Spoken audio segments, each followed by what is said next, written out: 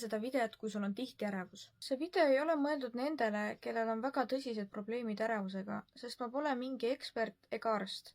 Ma räägin lihtsalt omast kogemusest. Hingamisharjutused on head juhul, kui sa ei saa täpselt aru, miks sul ärevus peal on, sest siis sa ei saa oma põhiprobleemiga tegeleda ja peadki ennast kuidagi teistmoodi rahustama. Minu jaoks kõige paremini töötav hingamisharjutus on selline, et ma võtan nina kaudu õhu sisse ja enne seda, kui kopsud on täielikult õhku täis, tõmban veel hetkeks nagu uuesti õhu sisse ja siis lasen suu kaudu välja. Ja kui sa ei saanud päris täpselt aru, kuidas seda teha, siis tee praegu koos minuga.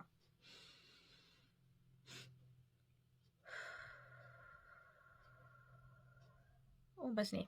Aga nüüd räägime siis sellest olukorrast, kui sa tead, mis sind ärevaks teeb, aga sa ei suuda seda kuidagi peatada. Oletame, et sul on mingi kontrolltöö, esinemine, kohtumine, lihtsalt midagi, mis hõlmab rohkem eneseületust. Mida ma tahan, et sa mõistaks, on see, et mitte miski siin ilmas ei mängi tegelikult mitte mingit rolli. Ja mida ma selle all mõtlen, on see, et me kõik lõpetame samas kohas. Kas sa tahaksid elada stabiilselt ilma eneseületusteta või sa tahaksid elada seikluste rohkelt ning võtta riske ning olla nende võrra kogenum ja targem.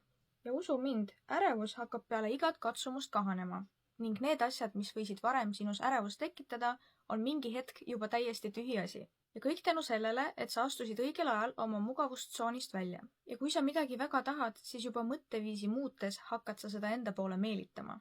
Ma ei tea, kuidas see võimalik on, aga kui ma olen endale mingi eesmärgi seadnud ja selle välja öelnud, siis see hakkab minuni iseenesest tulema, ilma et ma oleks isegi hakanud selle poole veel pürgima. Nii et järgmine kord, kui sul on mingi ärev hetk, siis lihtsalt võta see video ette ja vaata kas või mitu korda. Ma olen mingite videotega täpselt sama teinud ja see on mind aidanud. Ja mis kõige toredam on see, et varsti sul ei ole enam neid videoid vaja ning sa hakkad ise oskama ennast rahustada. Aga ärevuse teemaga on praeguseks kõik. Ning pane mulle follow, kui sa tahad, et ma teeksin veel selliseid videoid, sest siis saan ka mina aru, kas nende videote tegemine tasub ära.